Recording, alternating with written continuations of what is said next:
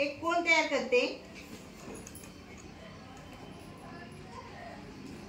हा जो कोन तयार झालेला आहे या कोनाशी तंतोतंत जुळणारा कोन अजून किती वाजता होईल? 2:25. आता किती वाजले इथं? 6:15 झालेले आहेत। 6:15 जो कोन तयार झालेला आहे त्या कोणाला काय म्हणतो आपण? काटकोन। नाही इथं काटकोन तयार झाला ना, म्हणजे 90 अंशाचा कोन तयार झालेला आहे। तर मला याच्यामध्ये 90 अंश अजून कोण किती वाजता याच्यामध्ये कोन तयार होईल? असाच कोन किती वाजता तयार होईल याच्याशी एकरूप असलेला कोन कोण करून दाखवते? भाग्यश्री।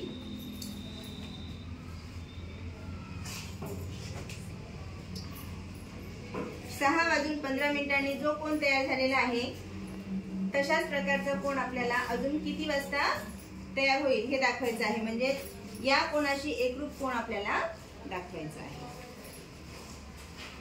ठीक आहे। 4:05 सुद्धा हा कोन तयार होईल। बरोबर आहे। अजून 6:45 सुद्धा पहा हा जो कोन आहे जर आपण याला उलट धरलं असं तर याच प्रकारे काय होईल? इथे काटकोन तयार झालेला दिसेल आपल्याला। ठीक आहे। यानंतर आपल्याला रेषाखंडाची एकरूपता बघायची। थोडं पॉज करा। स्टार्ट। आता आपण रेषाखंडाची एकरूपता बघणार आहोत। रेषाखंडाची इथे काही रेषाखंड दिलेली आहेत, त्यांना आपण नाव देऊन ठेवूया। AB, PQ, CD, ST, MN आणि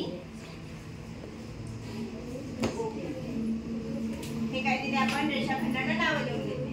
आता आपल्याला रेषाखंडाची एकरूपता बघायची आहे। रेषाखंडाची एकरूपता कशी बघणार? मग आपण ह्या कर्कटकाच्या साहाय्याने बघू शकतो। प्रत्येक वेळी पट्टीच्या साहाय्याने प्रत्येक रेषाखंड मोजण्यापेक्षा या रेषाखंडाची लांबी किती आहे हे आपण कर्कटकाच्या दोन्ही टोकाच्या आधारे बघणार आहोत। आता एक टोक A वर ठेवलं आणि दुसरं टोक B वर ठेवलं। आता AB या रेषाखंडाची लांबी एवढी आहे। आता याच लांबी सोबत दुसरे कोणते रेषाखंड जुळतात ते पाहूया।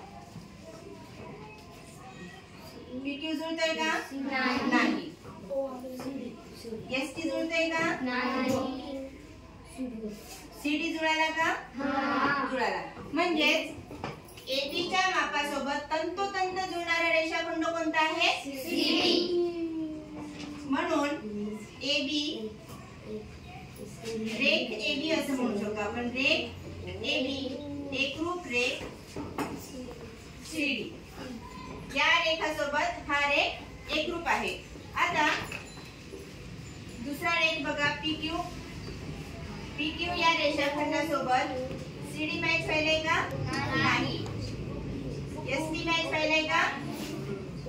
ST चं माप आणि CD चं PQ चं माप सारखं आहे का? नाही। OQ चं माप सारखं निघालं। यावरून आपण काय म्हणू शकतो? मग म्हणून रेख PQ एकरूप रेख OQ काय ओळखणार आहे का? आता कोणते कोणते रेषाखंड राहिले? ST बरोबर कोणता रेषाखंड एकरूप आहे का पाहू। ST सोबत आता AB आणि CD, PQ आणि OQ हे तर कॅन्सल झाले। आपल्याला मोजून वेळ वाया घालवायचा नाहीये त्याच्यामध्ये। मग MN मोजून बघितला तर ST सोबत MN मॅच होत नाहीये, म्हणजे त्याचं माप आणि याचं माप जुळत नाहीये। म्हणून हे दोन्ही रेषाखंड एकरूप आहेत का? नाही। ते दोन्ही रेषाखंड एकरूप नाहीत असं आपण म्हणू शकतो। रेषाखंडाची एकरूपता कशी ओळखायची समजलं तुम्हाला? रेषाखंड एकरूप आहेत असं आपण केव्हा म्हणतो? मग जेव्हा दिलेले दोन्ही रेषाखंडाची माप तंतोतंत जुळतात एकमेकांशी, तेव्हा ते दोन्ही रेषाखंड कसे असतात? एकरूप असतात। राहील लक्षात? छान। यानंतर आपण आता वर्तुळाची एकरूपता कशी ओळखायची ते बघणार आहोत। वर्तुळाची एकरूपता मोजायची असेल तर आपल्याला सगळ्यात सोपं म्हणजे दिलेल्या वर्तुळाच्या त्रिज्या, दोन वर्तुळाच्या त्रिज्या जर समान असतील तर ते वर्तुळ समान आहेत किंवा एकरूप आहेत असं म्हणू शकतो आपण. पण जर त्रिज्या माहित नाही आणि दोन वर्तुळ किंवा काही वर्तुळ दिलेली आहेत तर त्याच्यामध्ये आपल्याला वर्तुळाची दिलेले दोन्ही वर्तुळ एकरूप आहेत की नाही हे कसं ओळखता येणार मग? तर आपण हे बांगड्याच्या उदाहरणावरून घेऊया. पहा इथे काही बांगड्या आहेत माझ्याकडे.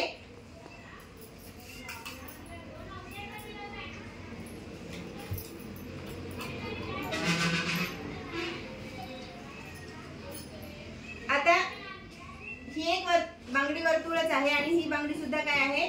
वर्तुळच आहे. आता ही बांगडी सुद्धा काय आहे? वर्तुळच आहे. मग हे दोन्ही वर्तुळ एकरूप आहेत का हे बघायचं असेल तर ते काय करायचे आपण?